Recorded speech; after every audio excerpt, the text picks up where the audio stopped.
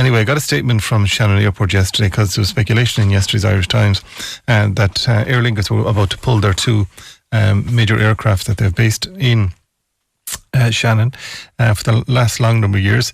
But we did get a statement overnight from the team in Shannon. It goes as follows. Shannon Group is in ongoing discussions with Aer Lingus regarding the resumption of its Heathrow and Transatlantic operations. These long-established services have been hugely successful and their resumption are critical for business and tourism across western and southern regions. These and other services have been suspended due to advice against non-essential travel, and their resumption are among the key recommendations of the Task Force for the Aviation Recovery, which included a call for stimulus package for airports in the regions to encourage the rebuilding of traffic.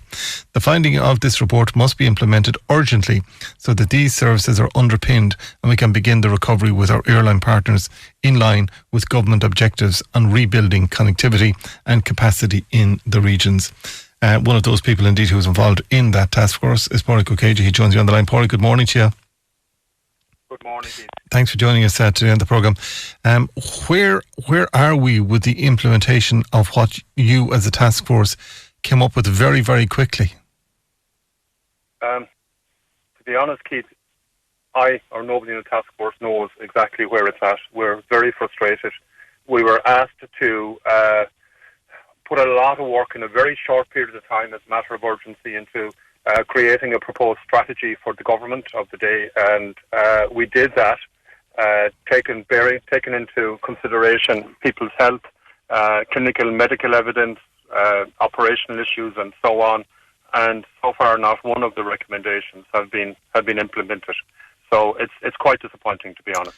It's disappointing to see that they could lose Transatlantic. I mean, we were to the fore many years ago when American immigration went into Shannon. I think it was the first in the world that they went into. It's since built down there that you can clear immigration and customs in Shannon, likewise in Dublin, which is a unique quality to have in this country. But if there's no planes coming in from the USA or no planes going out, that facility could fade away.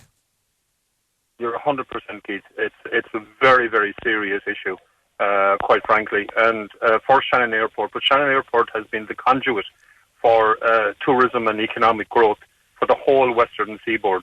In fairness, down as far as Kerry and right up to Sligo and even parts of Donegal. And it has been neglected for quite a number of years. But now with the COVID and how that's affecting the aviation industry, we need to be very, very careful because it's really putting Shannon to the edge of its ability to survive. And for that, it's going to seriously affect the whole region in every way, not just tourism. But there's 1 million people in the catchment area of Shannon Airport. There are 1 million people in the catchment area. What airlines have to do, and in fairness, I believe the aviation industry were supporting Shannon as much as they could do so up to now. Having said that, passenger numbers have been decreasing in Shannon. It's one of the few airports in Ireland on which passenger numbers have been decreasing over the past number of years. But airlines have to survive too. And what airlines are doing now is that they're moving a very expensive equipment, in other words, aircraft, to areas where they're going to get greater passengers, greater income, and greater profitability in order to survive. And unfortunately, Shannon is not strong enough when you compete Shannon with, for example, Manchester, Edinburgh, and other airports in the UK, where you have 66 million people living. Yeah. And those places, those airports, Keith, as I'm sure you know, are now bidding to Aer Lingus, looking for those aircraft, the Airbus A321s, to be based there rather than in Shannon.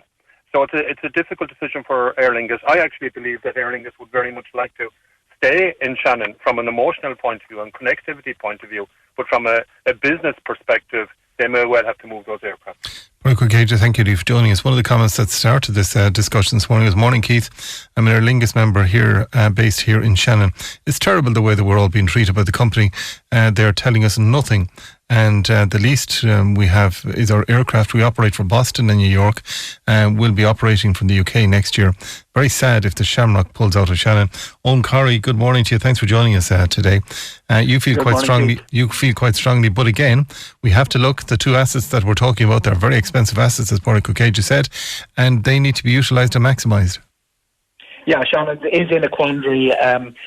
Two of the American airlines have already pulled out for 2021. United and Delta are gone. American Airlines, which surprised me quite a bit because Americans bore the brunt of a lot of the social media anti-American stuff that went on about 3 weeks ago.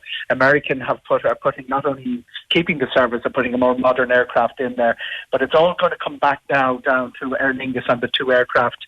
The two aircraft are really important. They're the A321. You need about 130 fewer seats sold on that to fill it, so it makes it viable on the thinner transatlantic routes. What do you mean you need 130 fewer seats? Is it just to break even? Is it? Yeah, absolutely. It's more fuel efficient. It's smaller. It's about the size of the workhorse that listeners will be familiar with from Ryanair, same size as the 737, the Boeing 737, and it flies all the way to Chicago. And the next version, which Aer Lingus have 6 orders in for, can get you all the way to the West Coast, to San Francisco. And so it's really central to Aer Lingus's transatlantic strategy for Shannon. And Willie Walsh, the CEO of IAG, is very enthusiastic about it. It's one of the subjects that really gets him lifted when you ask him. He loves the aircraft and he thinks it's the future for Aer Lingus. The real problem is Irish government policy is putting all sorts of obstacles. The rest of Europe has moved with the European CDC advice. Since June the 15th, the borders are open. And even if there are glitches along the way and transatlantic is going to be slower to return, airlines have the ability to plan. The real problem with the hiatus that the Irish government has created, and Pádraig has mentioned the fact that not only were the recommendations of the Aviation Task Force not implemented, the interim recommendations, which were brought up to speed things through in the crisis, they weren't even implemented. So we have a hiatus in Irish government policy, very difficult for an airline to plan. And the other problem for Shannon is these terrific aircraft, which are ideal for Shannon, are now ideal for so many other airports, including airports that would have had more traffic on transatlantic and are looking at a huge reduction in traffic. They're saying, we don't want the big Airbus 330. Aer Lingus have parked up their three of their A330s for next year because you have to fill 330. You have to fill nearly 300 seats on it. We're looking at this terrific aircraft where you fill 180 odd seats. It's much more suitable for us. Who's got them? Aer Lingus has got 4, 2 more coming next year and 10 more in order. And Aer Lingus is not an Irish airline. Aer Lingus is part of the IAG group. They're a Spanish airline. Within the group, there will be pressure. Not only will the people be looking for the Aer Lingus to bring their Shamrock flagged aircraft to the airports like in Edinburgh and Manchester that were mentioned, but Iberia are looking for the same aircraft. And the aircraft are not ordered by Aer Lingus, they're ordered by the group. We could see Aer Lingus destined aircraft going to other airlines within the 4 of the IAG group there. And being rebranded from there. Iberia and Welling. And we could end up with, because Aer Lingus doesn't have anything except an emotional attachment to Ireland, and, as if we had enough problems with the policy and all of that, Willie Walsh intended to exit as CEO. He's staying on because of the crisis. But at some stage, we're not going to have an Irish CEO of IAG. Can I ask you very briefly on this one, Corey? Could you see the likes of Edinburgh and Manchester operating again between the UK and the USA, but stopping off in Shannon and getting passenger clearance there, picking up a few passengers and then going onwards from there? It's not that sort of aircraft. The 330 needs a feeder service. Aer Lingus have been doing that to Dublin, but it's disadvantageous versus the A330 R2. It's not a great one to land and take off again if you were feeding people through Shannon. The second disadvantage relates to cargo. The big issue for some of the Galway-based tech companies, they're actually freighting by road to get it to other airports because Shannon doesn't have the freight capacity. Separate issue, but I do think this is a stage where Shannon could end up with 2021. Big decisions are going to be made at the end of October, maybe into November. Shannon could have no transatlantic service by 2021. And terrible and awful as that is, I think that Aer Lingus flagging it at this stage should serve as some sort of wake-up call. It doesn't really matter what the aviation policy is. We need an aviation policy that follows something like the norm in the rest of Europe. We don't have one, and the government have no intention of implementing one by what we've been hearing over the last 10 days. Owen Corry, thank you for joining us. Finally, Kenny Deery of Chief Executive of Galway Chamber. Did this come as a shock to you, Kenny?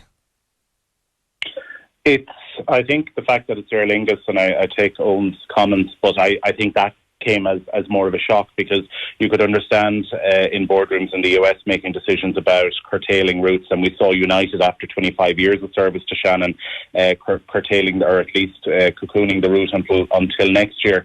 I think this will to many though in the business community and in the west of Ireland, when we're talking about that lovely term of balanced regional development that comes up so much, Keith, this is a significant blow to the west of Ireland. And I think the tourism and hospitality industry, aside from, and the business community who travel, Shannon were projecting, and from talking to the team there this morning, they were expecting 400,000 US visitors through Shannon this year. 250,000 of those, 250,000 were going to be holiday makers. That was the tour operators, that was the projections.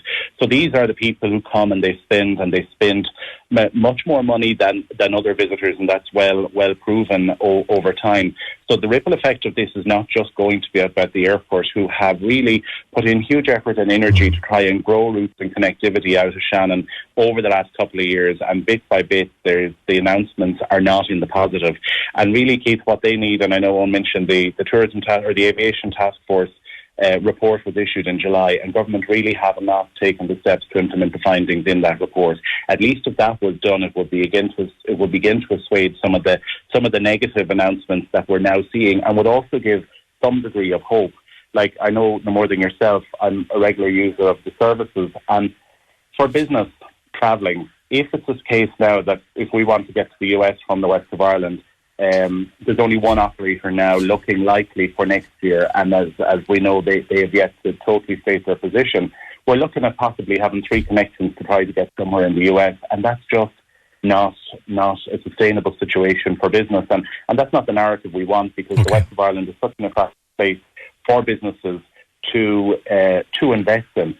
So if we're looking at US companies investing in the west of Ireland, we need, and one of the questions they'll have is, what's air connectivity like? And certainly there are services, direct services out of Dublin, but we wanted those in the west because, as you know, it's a much greater and far more efficient experience coming through Shannon than it is coming through Dublin, or heaven forbid now connecting through Heathrow or Manchester or Edinburgh to get to the east coast, to then have to connect and hop on again, and without the pre-clearance and everything else. So I think this has to be the wake-up call, as Owen said. This has to be the wake-up call for government, that we need intervention now, and we need to be able to signal to the business community and to the aviation community that the Irish government is very serious about making sure that we protect regional development and jobs in the West. All right, Kenny Deery, Paul Coccagia and Owen Corry, thank you all for joining us.